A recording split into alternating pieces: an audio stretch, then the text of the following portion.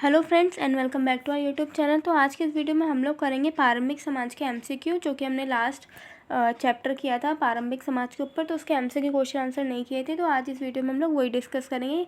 ये जो वीडियो है सीटेट पेपर 2 के लिए बहुत ही ज़्यादा इंपॉर्टेंट रहेगी। तो चलिए हम लोग स्टार्ट करते हैं। पहला हमारा क्वेश्चन है, आरंभिक मानव के संदर्भ में निम्न से कौन सा असत्य हमें असत्य बताना है। तो पहला पॉइंट है, आरंभिक मानव ने अपने काम के लिए पत्थरों, लकड़ियों और हड्डियों के औजारों का निर्माण किया था। ये बात बिल्कुल सही है। सेकंड है, आरंभिक मानव से संबंधित पत्थर के औजार आज भी बचे हुए हैं।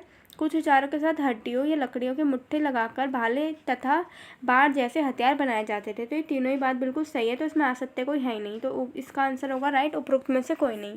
क्वेश्चन नंबर सेकंड है, निम्न कथनों पर विचार कीजिए। भारतीय उपमहाद्वीप में 20 लाख वर्ष पहले आरंभिक मानव रहते थे, जिन्हें क्या कहा जाता था? खाद्य संग्राहक कहा जाता था। ये बिल्कुल बात ठीक है।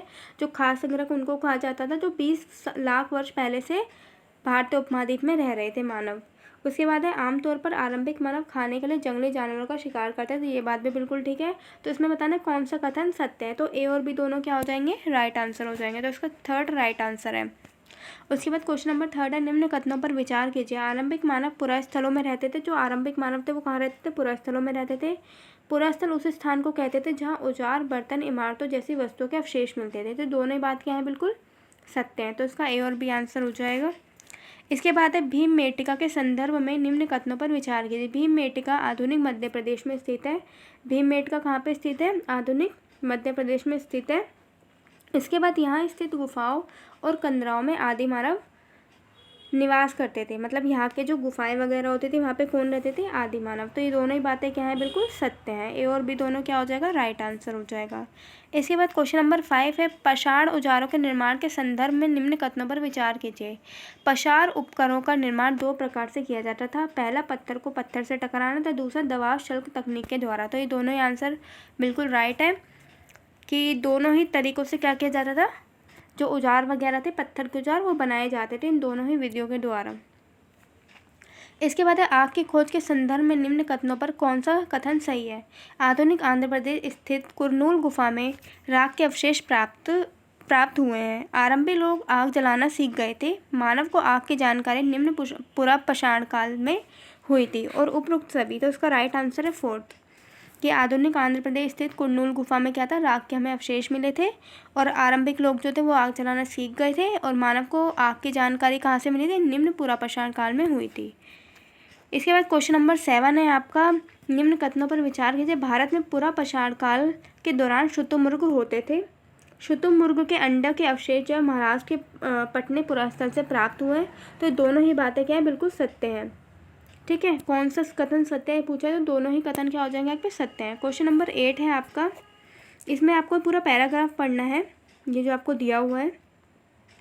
उसके बाद इसके क्वेश्चन आंसर देने हैं। तो मैं आपको बता देती हूँ, पुरापाषाण काल के संदर्भ में निम्न में से कौन सा कथन अनुच्छेद के आधार पर सही है। तो इसका जो राइट आंसर होगा वो है आपका सेकेंड।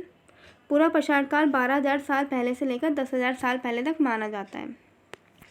इसके बाद क्वेश्चन नंबर 9 है आपका, निम्न कथनों पर विचार किया। जिस काल में हमें पर्यावरणीय बदलाव मिलते हैं उसे मेसोलिथ यानी मध्य पाषाण युग कहते हैं।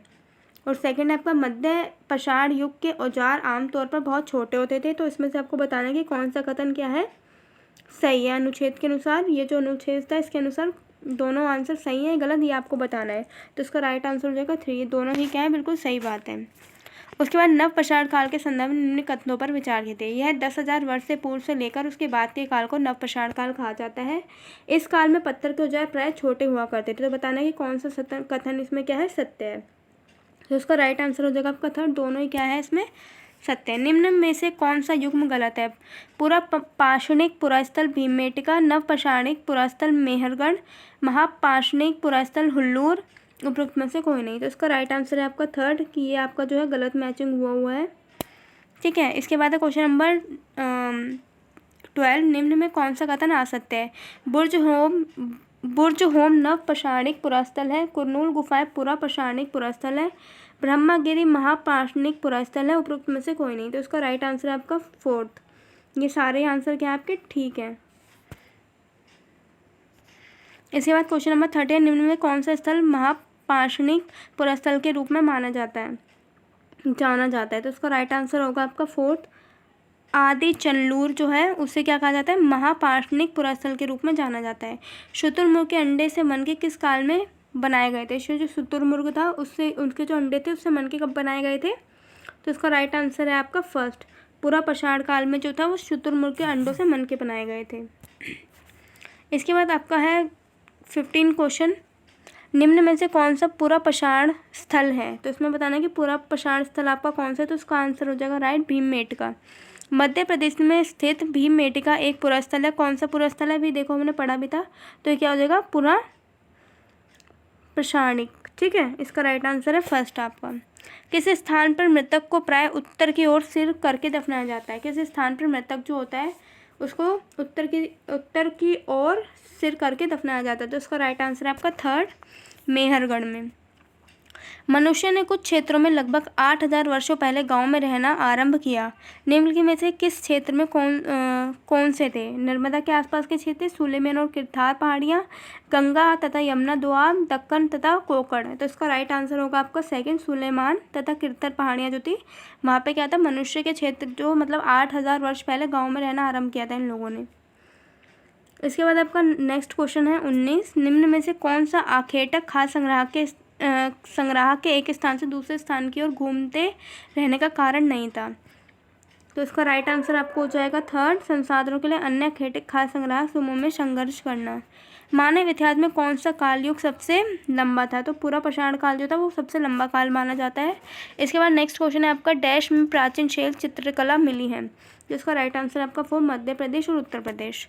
तो गाइस ये आपके कुछ इंपॉर्टेंट क्वेश्चन थे 21। अगर आपको वीडियो पसंद आए तो प्लीज़ वीडियो को लाइक एंड शेयर कीजिएगा और चैनल पर न्यू है तो प्लीज़ चैनल को सब्सक्राइब कर दीजिएगा ताकि आपको आने वाले सभी वीडियोस के नोटिफिकेशन मिल सके।